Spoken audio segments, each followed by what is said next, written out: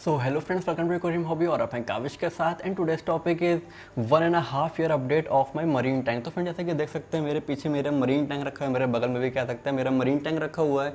इसके आज 18 मंथ्स हो चुके हैं, मतलब कि 1.5 साल हो गया। तो इसके आज हम पूरी अपडेट की बात करेंगे, जैसा कि इसकी प्लम्बिंग कैसी वर्क कर रही है, इसका स्टैंड जो हमने बनाया था वो सही है कि नहीं, ये कैसा वर्क कर रहा है, और इसका स्किमर हो गए, और इसका वेव मेकर हो गया, इसका पंप हो गया, इसका सम्प हो गया, रॉक सैंड और लाइव स्टॉक, जितनी भी चीज़ें, लाइट, जितनी भी चीज़ें हो गई, सबके बारे में पूरी बात करेंगे। तो चलिए अपनी वीडियो शुरू करते हैं।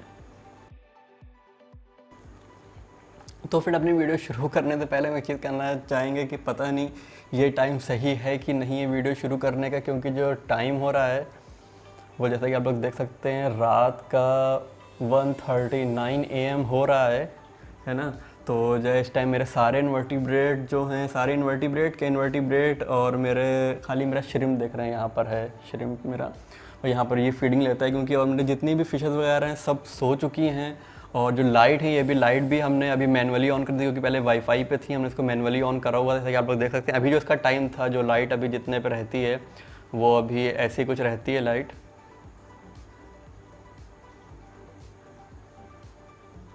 ऐसा कुछ ऐसा नहीं होता, हो रहा होता है, बल्कि थोड़ा सा ऐसा कुछ सीन होता है इस टाइम पे मेरे टैंक के अंदर।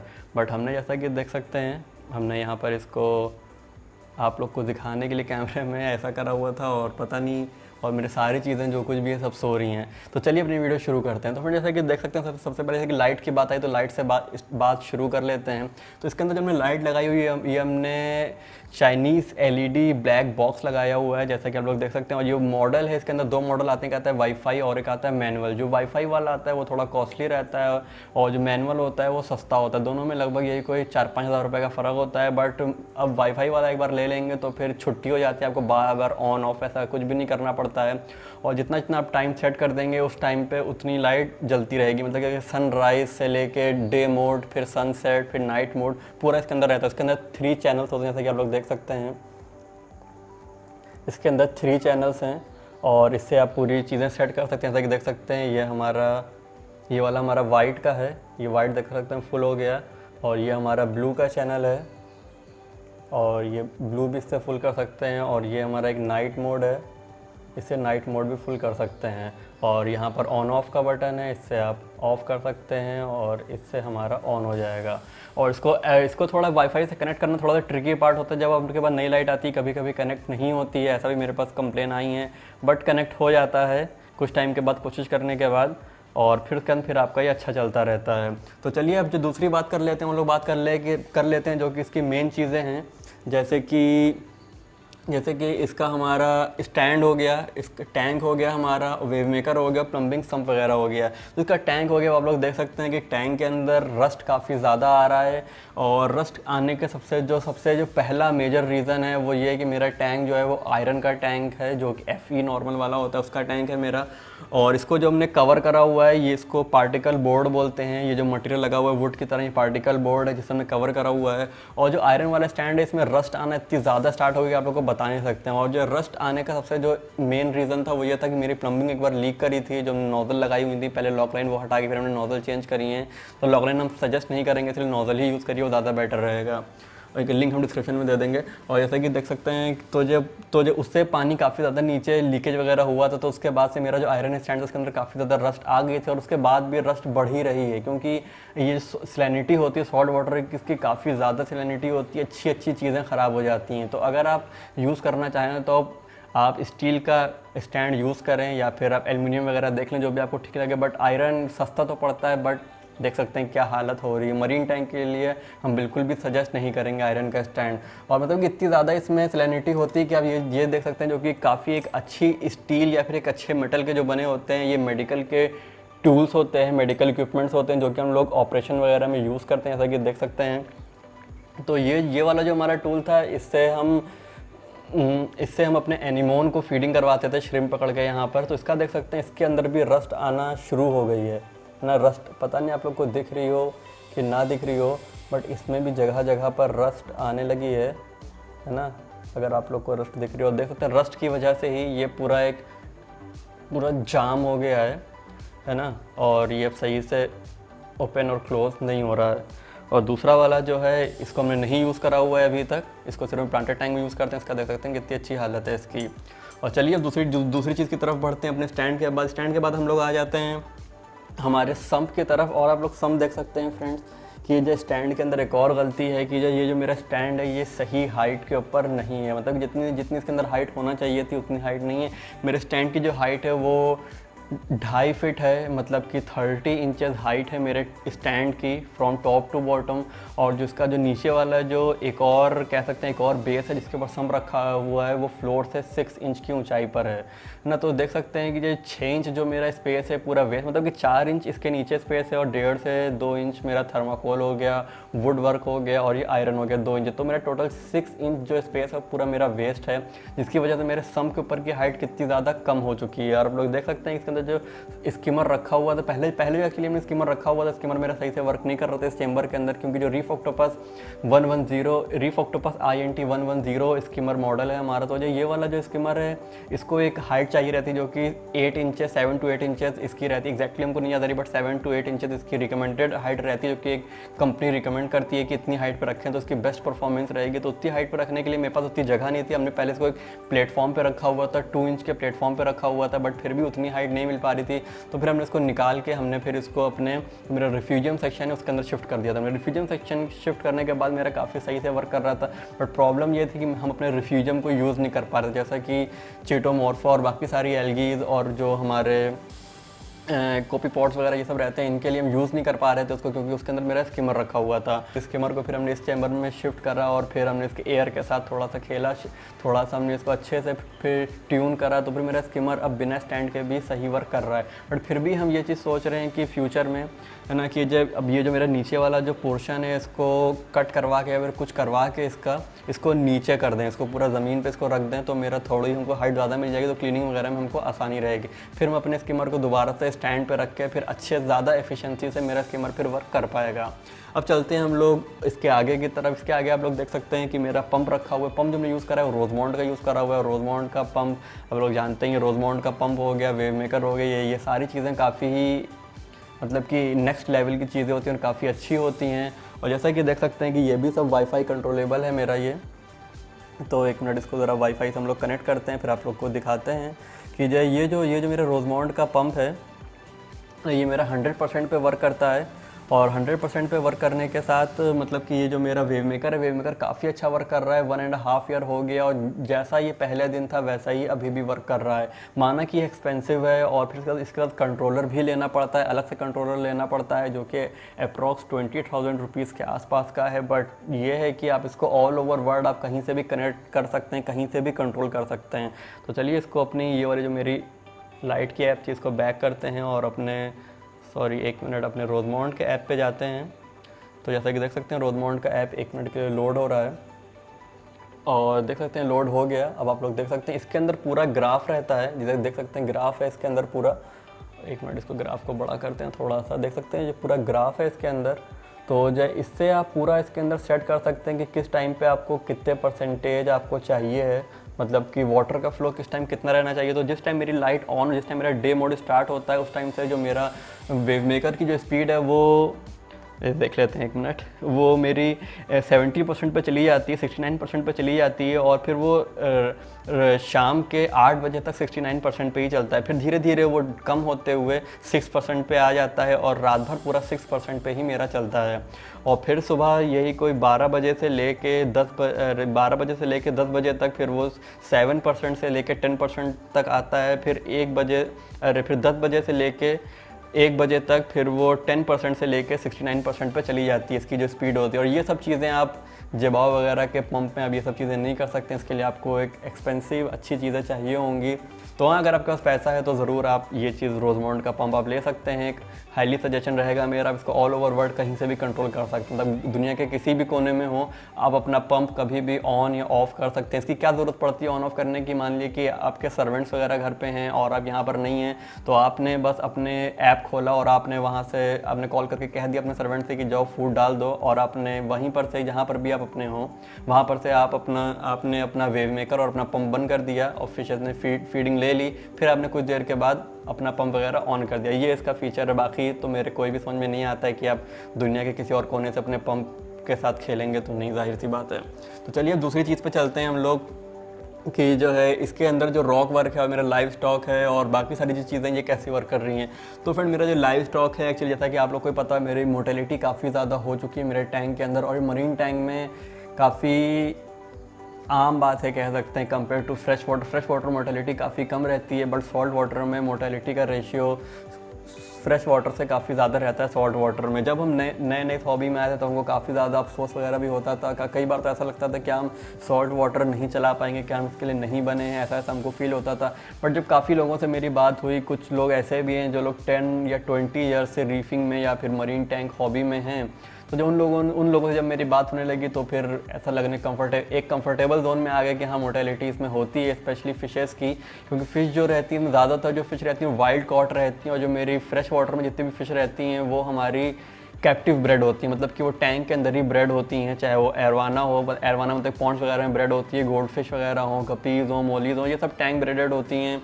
और मरीन में 99% जितना लाइफ स्टॉक रहता है वो सब वाइल्ड कॉट ही रहता है। और अभी जैसे कि देख सकते हैं मेरे टैंक के अंदर पहले आप लोगों ने देखा होगा कि मेरे पास एक एनीमोन था, और वो एनीमोन कहाँ चला गया। एक्चुअली जो एनीमोन था वो एक बार मेरा वेव मेकर में चॉप हो गया था, वेव मेकर के ऊपर हमने वो भी लगाई हुई मैश भी लगाई हुई थी, उसके बाद भी चॉप हो गया था। तो फिर उसके बाद में फिर वो दोबारा से फिर हील होना स्टार्ट हो गया था, और फिर उसके बाद फिर एक दिन क्या हुआ, फिर दोबारा से एक दिन फिर से जाके वो चॉप हो गया अपने उसी वेव मेकर में। जब दोबारा चॉप हुआ तो उसके टुकड़े बहुत ही छोटे छोटे हो गए और फिर वो हील नहीं हो पाया। हमने कोशिश तो करी, बट जो उसके इतने छोटे पार्ट बचे थे कि खाली उसका फुट था वही बचा था, और वो फिर हील होने के चांसेस हमको बिल्कुल भी नहीं लगे। उसके बाकी जो पार्ट जितने छोटे छोटे हुए थे, और फिर क्या कहें उसके बारे में, फिर वो हील नहीं हो पाया। हम दोबारा से सोच रहे हैं कि इसके अंदर एक बड़ा एनीमोन ला के रखेंगे, क्योंकि एक्चुअली पहले मेरी लाइटिंग भी सही नहीं थी, जो कि हम अपनी गलतियाँ मानते हैं। और ये जो लाइट लगी ये भी हमें कोई बहुत ज़्यादा पसंद नहीं है लाइट, और ठीक ठाक है, बस ये काम चलाओ कह सकते हैं इसको। और देखते हैं हम लाइट भी अपग्रेड करें में भी, और तो लाइट अपग्रेड करने से ज़्यादा और भी काफ़ी सारी चीज़ें हमको अपग्रेड करना है अपने टैंक के अंदर। जैसे कि हमको अपने टैंक के लिए RODI यूनिट लगाना है। जैसे कि आप लोग देख सकते हैं मेरे टैंक के अंदर आप लोग को ब्राउन एल्गी दिख रही होगी, ये सिलिकेट की वजह से आती है, और मेरे वाटर के अंदर सिलिकेट आ रहा है जिसकी हमको 90% उम्मीद है। तो उसके लिए हम RODI यूनिट लगाएंगे, क्योंकि RO जो रहता है वो 90% TDS कम कर देता है। जो मेरे घर में वाटर आता है, म्यूनिसिपल वाटर जो आता है उसका TDS 500 रहता है, तो 500 का 90% मतलब कि वो 450 TDS कम कर देगा, बट फिर भी मेरा 50 TDS रहेगा मेरे टैंक वाटर के अंदर। तो 50 TDS से भी काफ़ी ज़्यादा फ़र्क पड़ता है, तो इसीलिए हम RODI यूनिट लगाएंगे जो कि 0 TDS वाटर रहेगा, और फिर वो मेरे टैंक के अंदर वाटर फिल करता रहेगा। मेरे टैंक के बगल में देख सकते हैं हमने वो रिजर्वायर भी बना लिया जो कि ATO है, ऑटो टॉप ऑफ है, उसकी डेडिकेटेड वीडियो अलग से आएगी। वो पूरी सब RO की तैयारी है, पहले वाटर इसके अंदर भरेगा, फिर वाटर वो टॉप ऑफ करेगा मेरे टैंक के अंदर ऑटोमेटिकली। उसके बाद अब हम लोग आ जाते हैं नेक्स्ट चीज़ के ऊपर, जो हमारी सैंड हो गई, रॉक्स हो गए, और अंदर जितनी भी चीज़ें हैं उनके बारे में बात कर लेते हैं।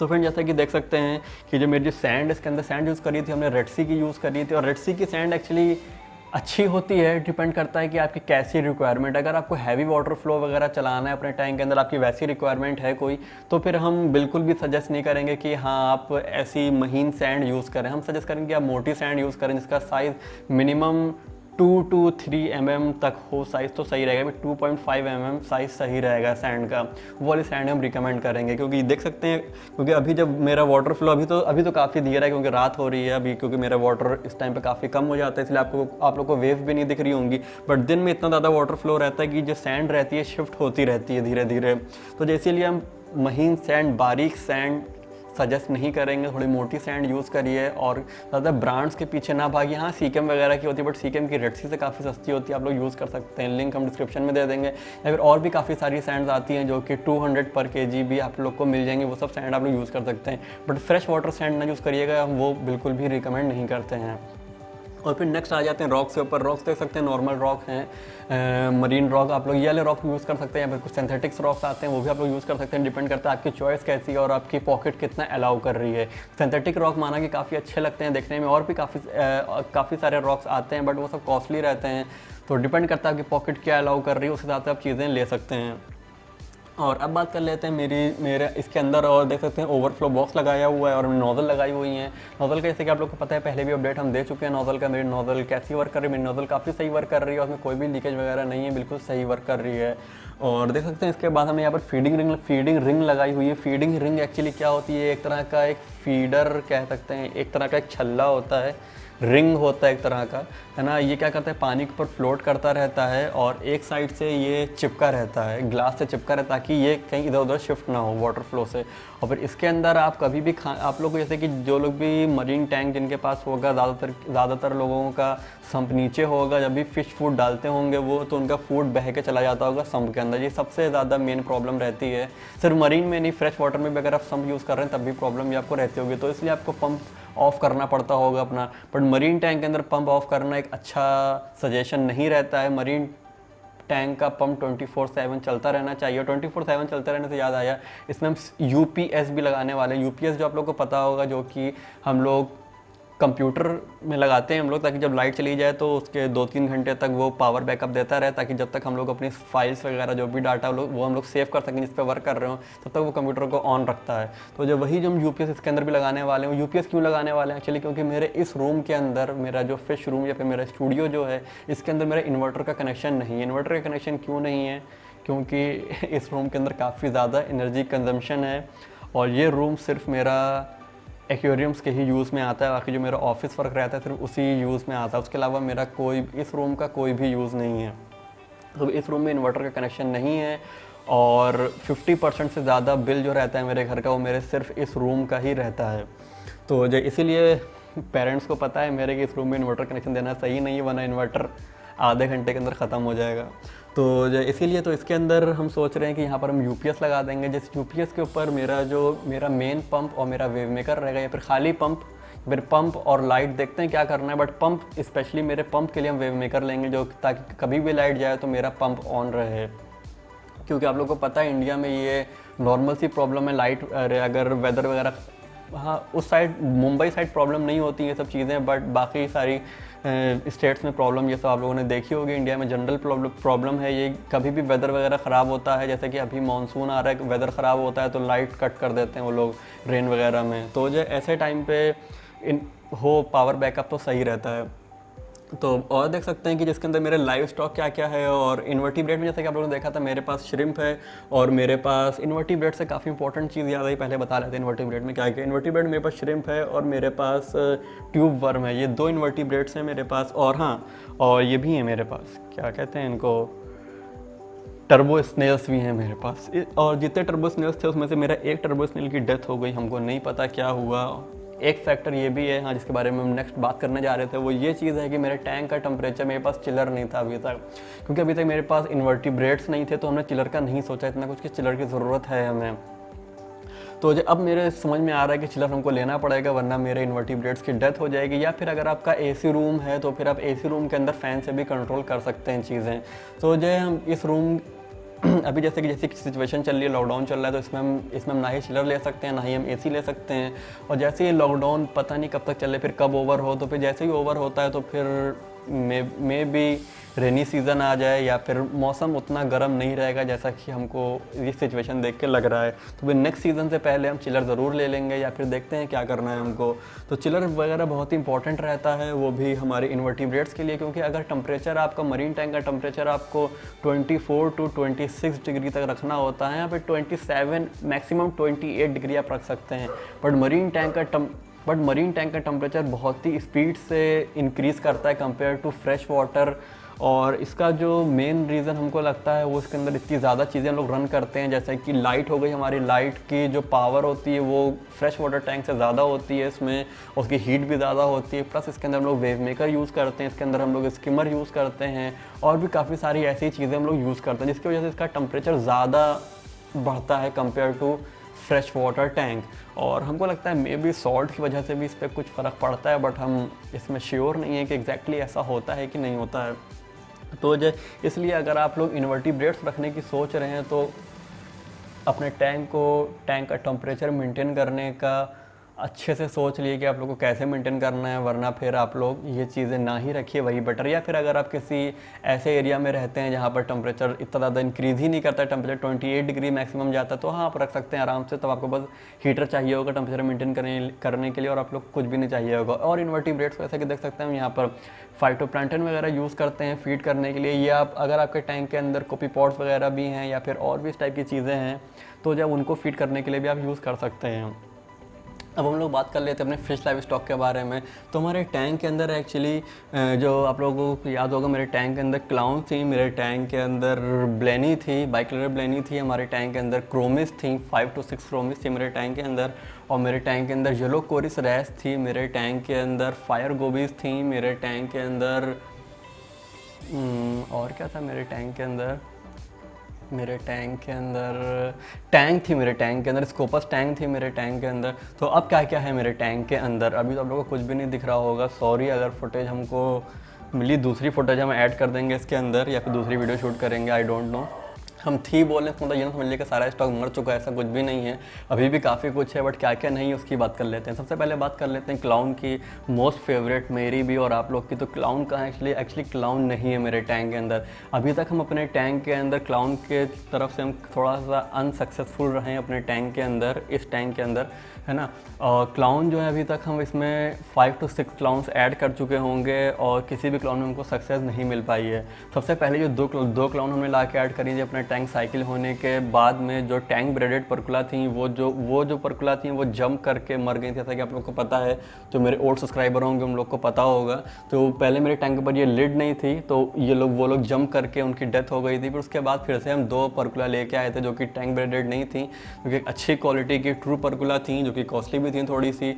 और उसमें से क्या हुआ था, उसमें से एक परकुला काफ़ी ज़्यादा एग्रेसिव थी, तो एक परकुला ने मेरी दूसरी परकुला को मार दिया था, है ना। तो फिर दूसरी परकुला को उसने मार दिया। फिर उसके बाद फिर वो एक ही परकुला मेरे टैंक के अंदर रही, और वो मेरे टैंक के अंदर रहते रहते काफ़ी ज़्यादा एग्रेसिव हो गई। मेरे ख्याल से अगर मेरे पास कुछ फुटेज होंगी तो वो भी आप लोग को शेयर करते हैं कि जो मेरी फायर गोबीज वगैरह भी थी उनको भी काफ़ी ज़्यादा वो दौड़ाती थी। तो जो उसके बाद में फिर क्या हुआ, फिर हमने एक परकुला और ला के ऐड करा, फिर एक और परकुला जो हमने ला के ऐड करी, फिर उसने उसको भी मार दिया। साइज़ थोड़ा सा ही छोटा था, बट हमने सोचा कि मतलब दोनों में थोड़ा सा डिफरेंस था, तो हमने सोचा हो सकता है कि अब ये फीमेल में कन्वर्ट हो गई है, तो इसलिए दूसरी फीमेल को रहने नहीं दे रही है। फिर हम एक ब्लैक परकुला लेके आए जो कि काफ़ी छोटी, तो उससे साइज़ में उसका आधा साइज़ था उसका। और हमने सोचा हो सकता है इसको ना हमारे से ज़्यादा छोटी है तो पेयर फॉर्म हो जाए, ऐसा कुछ हो जाए। और ब्लैक परकुला कॉस्टली भी आती है कंपेयर टू नॉर्मल परकुला। तो फिर उसने ब्लैक परकुला को भी उसने मार दिया, तो फिर मेरा दिमाग ख़राब हो गया। तो फिर हमने सोचा कि हम इसको मार दें, बट हमने मारा नहीं उसको। फिर हमने उसको पकड़ा और फिर हमने अपने एक फ्रेंड को दे दिया। हमने कहा कि भाई तुम्हें सेल करना है, पालना है, जो करना है करो, सेल हो जाए तो हमें पैसे दे देना और जो करना है करो इसका। और हम इसको अपने पास नहीं रखना है, क्योंकि अब हम इसके अंदर एक अच्छा सा दूसरा पेयर लाएंगे, फिर वो हम इसके अंदर रखेंगे ताकि वो दोनों साथ में रहें।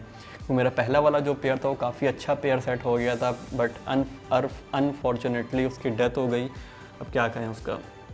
तो अब फिर उसका देख सकते हैं अभी मेरे टैंक के अंदर भी काफ़ी कुछ है और सब छुपा हुआ है। अब क्या कहें, क्योंकि एक्चुअली तो इतनी बड़ी बड़ी सी लाइट्स हमने खोल दी हैं सामने शूटिंग वाली, और प्लस एकदम से लाइट ऑन कर दी है, तो फिर सब छुपा हुआ है। और फीडिंग में हम क्या देते हैं अपने लाइव स्टॉक को, जो मेरे पास फिशेज़ वगैरह हैं उसमें हम 2 चीज़ें देते हैं। टेट्रा बिट्स नहीं देते हैं, पहली बात तो टेट्रा बिट्स का डिब्बा है, हिकारी कंटेनर नहीं देता है, डिब्बा नहीं देता है। तो फिर उसके अंदर चींटियाँ लग रही थी, तो फिर हमने इसके अंदर हिकारी का फूड रखा हुआ है।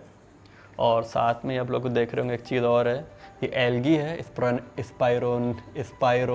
स्पाइरोलिना एल्गी है ये, जिसको हमने रखा हुआ है। ये हम अपनी टैंक को देते हैं रॉक के ऊपर बांध के, और इसके अंदर बाकी हिकारी का फूड है। और भी कुछ चीज़ें यूज़ करते हैं कभी कभार हम, जैसे कि जब फाइटोप्लैंटन डोज भी करते हैं तो वो भी फिशेस वगैरह काफ़ी अच्छे से लेती हैं और काफ़ी अच्छे से एंजॉय करती हैं इनको। तो अब बात कर लेते हैं लोग नेक्स्ट चीज़ पे, अब आ जाते हैं हम लोग। अब हम लोग बात कर लेते हैं वाटर पैरामीटर्स के ऊपर और कैसे उसको मेंटेन करते हैं। एक्चुअली इसकी जो है इसके वाटर पैरामीटर्स हम कैसे मेंटेन करते हैं। सबसे पहली बात तो आपको वाटर की टेस्टिंग करना बहुत ज़्यादा इंपॉर्टेंट रहता है, और बीच में हम काफ़ी ज़्यादा लेज़ी हो गए थे, इसकी टेस्टिंग वगैरह नहीं कर रहे थे। मतलब कि जैसे कि इसका अमोनिया तो चेक नहीं करना पड़ता है, nitrate, phosphate, pH, calcium, magnesium, alkalinity, salinity, इतनी चीज़ें आपको इसकी मेंटेन करना पड़ती हैं, इतनी चीज़ें चेक करना पड़ती हैं। सबसे जो इंपॉर्टेंट रहता है वो आपका रहता है नाइट्रेट और फॉस्फेट, और उसमें सबसे जो इंपॉर्टेंट रहता है वो रहता है आपका फॉस्फेट। फॉस्फेट फिशेज़ वगैरह को हार्म नहीं करता, तो आपके टाइम अगर फिशेज़ वगैरह नहीं है तो बस आपको अमोनिया और नाइट्राइट ही देखना पड़ेगा, इसके अलावा आपको कुछ भी नहीं देखना पड़ेगा। पीएच लेवल भी आप देख सकते हैं, डिपेंड करता है आपके ऊपर। बट अगर आप इन्वर्टिब्रेट्स वगैरह रख रहे हैं, जैसे कि आपके टैंक्स के अंदर सॉफ्टीज़ में जैसे काफ़ी सारी चीज़ें हो गई, और हमारे क्या कहते हैं इसको एनीमोन वगैरह हो गया, तब आपको ये बाकी चीज़ें भी मेंटेन करना पड़ती हैं, और वो मेंटेन करना का काफ़ी ज़्यादा इंपॉर्टेंट रहता है। अगर आपके टैंक के अंदर फॉस्फेट लेवल, क्योंकि देखिए फिश ओनली सिस्टम में आपको लाइट की रिक्वायरमेंट इतनी ज़्यादा नहीं रहती है। लाइट आपकी 2 दिन बंद रहे, 3 दिन बंद रहे, जब देखना है तब लाइट ऑन कर ली तो बस आपका काम हो जाता है, तो आपके टैंक के अंदर एलगी इशू नहीं होता है। बट अगर आपने टैंक के अंदर पे इन्वर्टिब्रेट्स रखे हुए हैं, तो फिर जैसे कि आपका एनीमोन हो गया, तो इसी को लाइट चाहिए होगी, तो ये लाइट अगर चाहिए होगी तो फिर आपको लाइट जलाना पड़ेगी। अप्रॉक्स 7 to 10 आवर्स आपको लाइट देना पड़ेगी अपने मरीन टैंक के अंदर। जब आप इतनी लाइट देंगे तो फिर आपके टैंक के अंदर एलगी इशू होने लगेंगे, अगर आपके न्यूट्रिशन लेवल आपका हाई है। न्यूट्रिशन लेवल हाई क्या मतलब कि अगर आपका नाइट्रेट हाई है तो ग्रीन एलगी होगी, फॉस्फेट हाई है तो ब्राउन एलगी होगी। ऐसे ही डिपेंड करता है आपके टैंक के अंदर सिलिकेट हाई है आपके टैंक के अंदर, तो आपके टैंक के अंदर ब्राउन एलगी होगी, जाहिर सी बात है। और भी काफ़ी सारी चीज़ें हैं, तो फिर आपके अंदर साइनोफ्लैजिलेट्स आएंगे और भी डायटॉम्स आएंगे, ऐसी चीज़ें फिर होने लगती हैं लाइट देने पे। और जब लाइट देते हैं तभी सही मायनों में आपका टैंक मैच्योर होना स्टार्ट होता है, सही तरीके से आपके टैंक के अंदर पर्पल एलगी आती है और टैंक मैच्योर होता है आपका। तब आप सही से सीख पाते हैं कि हम मरीन टैंक को आप किस तरफ लेके जा रहे हैं, तब आप मेंटेन करने पर आप ध्यान देते हैं। खाली फिश ओनली है तो आपका खाली नमक उसके अंदर मिक्स है और आपका नाइट्रेट वगैरह लेवल लो है, पीएच लेवल मेंटेन है, बस आपको इतना करना रहता है और आपका टैंक अच्छे से हेल्दी चलता रहेगा। बट अगर आप इन्वर्टिब्रेट्स वगैरह रख रहे हैं तो फिर आपको टेम्परेचर मेंटेन करना पड़ेगा, सबसे इंपॉर्टेंट।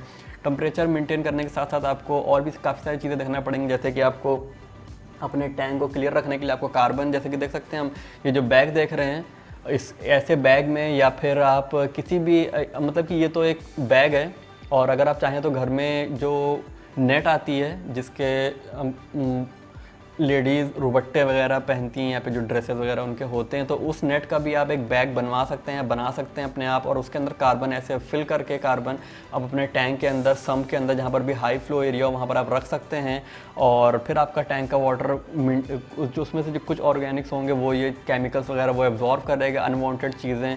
बट ये कार्बन रहता है कुछ ही दिन सिर्फ वर्क करता है, मतलब ये कार्बन हमने अपने टैंक के अंदर निकाला हुआ है क्योंकि फेंकने जा रहे थे, बट मुझे वीडियो शूट करना है तो उसको हमने फेंका नहीं है। बस कार्बन को खाली कर देंगे, कार्बन को फिर दोबारा इसमें न्यू कार्बन फिल करके हम इसमें रखेंगे। कार्बन अब एवरी वीक आपको चेंज करना होगा कार्बन, या फिर 4 to 5 डेज़ में बस कार्बन रखिए, 4 से 5 दिन इंतज़ार करिए, वाटर क्लियर हो जाए, कार्बन निकाल कर रख दिया। कार्बन रेगुलर यूज़ करने की ज़रूरत नहीं है, आप 15-15 दिन के बाद भी यूज़ कर सकते हैं। जब आपको लगे कि हाँ पानी में थोड़ा सा येलो टिंट आ रहा है, तब आप ये सब चीज़ें यूज़ कर सकते हैं, केमिकल मीडिया। बाकी हम लोग बात कर लेते हैं टेम्परेचर मेंटेन करने के बारे में। टेम्परेचर हम कैसे मेंटेन करते हैं, आप लोग को इसका टेम्परेचर है वो 26 डिग्री सेल्सियस मेंटेन रखना होगा, या फिर डिपेंड करता है कितना मेंटेन कर रहे हैं, बट 27 डिग्री या फिर मैक्स 28 डिग्री सेल्सियस के ऊपर आपको नहीं जाने देना है। उसके लिए आपके पास अगर रूम में एसी है तो ऊपर फ़ैन आप लगा सकते हैं, फ़ैन से आपका टेम्परेचर मेंटेन हो जाएगा। और अगर एसी वगैरह नहीं है, टेम्परेचर काफ़ी ज़्यादा हाई है, जैसा कि हमने पहले भी बोला, तो फिर आपको चिलर वगैरह लेना पड़ेगा, उसके बिना आपका मरीन टैंक नहीं चल पाएगा। और जैसा कि देख सकते हैं बाकी सारी चीज़ें मेरे टैंक के अंदर काफ़ी अच्छी चल रही हैं। तो और इसकी जो सैलिनिटी हो गई वो हम इसकी 35 ppt रखते हैं, या फिर आप कह सकते हैं कि जो 1.025 सैलिनिटी इसकी हम रखते हैं, जो कि एक इन्वर्टिब्रेट्स वाले टैंक के लिए, एक मरीन टैंक के लिए सही सैलिनिटी। अगर आपका फ़िश ओनली सिस्टम है तो वहाँ आप 32-33 ppt भी रख सकते हैं, मतलब कि 1.023 भी आप रख सकते हैं, वो आप पे डिपेंड करता है कितनी सैलिनिटी आप रख रहे हैं। बट फिश ओनली सिस्टम में सैलिनिटी कम रखिए तो आपके अंदर अनवांटेड पैरासाइट्स वगैरह भी नहीं आएगी। फिश ओनली सिस्टम में सैलिनिटी कम रखिए, बट अगर आपका टैंक इन्वर्टिब्रेट्स वाला है तो फिर आपको सैलिनिटी मेंटेन करना पड़ेगी, जो कि उनके बॉडी स्ट्रक्चर के लिए और उनकी सही ग्रोथ के लिए काफ़ी ज़्यादा इंपॉर्टेंट रहता है। और जैसे कि आप लोग देख रहे हैं इसके अंदर हमने फ़िल्टर सॉक्स लगाए हुए हैं। फ़िल्टर सॉक्स के अंदर 2 लगाए हुए हैं, जिनको हम रेगुलरली हम इसको क्लीन करते रहते हैं, तो वॉशिंग मशीन में हम इसको धोते रहते हैं। मे बी हम एवरी संडे या फिर 5 to 6 डेज़ में हम इसको वॉश करते हैं, तो काफ़ी एक अच्छा मेथड रहता है अपने टैंक के अंदर से ऑर्गेनिक्स निकालने का। तो यही सारी चीज़ें हैं, मैकेनिकल मीडिया और केमिकल मीडिया, बायोलॉजिकल मीडिया, जिससे अपने टैंक के वाटर पैरामीटर्स को मेंटेन रखते हैं। जैसे जैसे आप टैंक रखेंगे, चीज़ें सीखेंगे, तो आपको ये सब चीज़ें अच्छे से समझ में आ जाएंगी कंपेयर टू अगर हम आपको बता रहे हैं उससे। जब आप अपने हाथ में चीज़ होती है तो वो ज़्यादा अच्छे से समझ में आ जाती है। अब बात कर लेते हैं वाटर चेंजेस के बारे में। तो वाटर चेंजेस जो हो गए, उनके वाटर चेंजेस बहुत ही कम करते हैं। आप कह सकते हैं हम काफ़ी ज़्यादा लेज़ी हैं। इसका वाटर चेंज हम 2 महीने से 3 महीने भी अभी हो गए हमने वाटर चेंज नहीं करा है इसका, बट हम सजेस्ट करेंगे कि हाँ आप 2 महीने में तो वाटर चेंज कर ही लिया करिए। क्योंकि एक्चुअली अगर आप अपना टैंक बिना स्किमर के भी रन कर सकते हैं, और बिना स्किमर के आप तब रन कर सकते हैं जब आप वीकली वाटर चेंज आप करें। वीकली आपको 20% वाटर चेंज करना होगा, तो बिना स्किमर के भी रन कर सकते हैं। बट अगर आपका बड़ा टैंक है, ये तो मेरा तो मीडियम साइज़ है, बट अगर आप मीडियम टू आपका लार्ज साइज़ है, तब वाटर चेंजेस आपको बहुत ही महंगा पड़ेगा, क्योंकि सॉल्ट आपका खर्च होगा, और वाटर यूज़ होगा, मेहनत भी लगेगी, तो उसके लिए स्किमर यूज़ करते हैं। बट अगर आपका नैनो टैंक है तो उसमें बिना स्किमर के भी आप सिर्फ वाटर चेंजेस से भी अपना टैंक मेंटेन रख सकते हैं। बट ये है कि आपको टाइम देना पड़ेगा, थोड़ा सा एफर्ट देना पड़ेगा, बट हाँ आपका टैंक बिना स्किमर के भी सिर्फ वाटर चेंजेस पे भी रन कर सकता है। बस फ्रेंड्स, यही थी आज की वीडियो अच्छी लगी तो लाइक ज़रूर करिएगा, अपने कमेंट करना बिल्कुल भी ना भूलिएगा कमेंट सेक्शन में नीचे। और पहले अपडेट के लिए हम इंस्टाग्राम पे फॉलो कर सकते हैं, और जो बाकी सारी चीज़ों का हम नीचे लिंक डिस्क्रिप्शन में देने की कोशिश करेंगे। जितनी भी इक्विपमेंट्स है, जितनी भी चीज़ें, सबका लिंक हम डिस्क्रिप्शन में देने की कोशिश करेंगे। और जो भी चीज़ें ना मिलें आप लोग को, वो आप इंस्टाग्राम पर आकर कॉन्टैक्ट कर सकते हैं, हम अरेंज करवाने की कोशिश करेंगे। और अगर आप लोग न्यू मरीन टैंक बनाने की सोच रहे हैं या बनाने वाले हैं और कुछ हेल्प चाहिए, तो हम इंस्टाग्राम पे हमें कांटेक्ट कर सकते हैं, वहाँ आप लोग के हम हेल्प करने की कोशिश करेंगे। और भी कुछ कन्फ्यूज़न हो तो हाँ वहाँ हम हेल्प कर सकते हैं, कोशिश अपनी पूरी करेंगे। मेरे पास टाइम थोड़ा सा कम रहता है, बट हाँ हम कोशिश करेंगे। और वीडियो अच्छी लगी तो लाइक ज़रूर करते जाइएगा, और भी जो हॉबिस्ट हैं उनके साथ वीडियो शेयर करने की कोशिश करिएगा अगर आप लोग को वीडियो अच्छी लगी हो तो। और बस यही थी फ्रेंड्स आज की वीडियो। आप इंस्टाग्राम पे फॉलो कर सकते हैं, लिंक डिस्क्रिप्शन में छोटी मोटी अपडेट वहाँ देते रहते हैं, marine tank, planted tank, monster tank. तो मिलते हैं नेक्स्ट वीडियो में, तब तक के लिए बाय फ्रेंड्स, बाय बाय।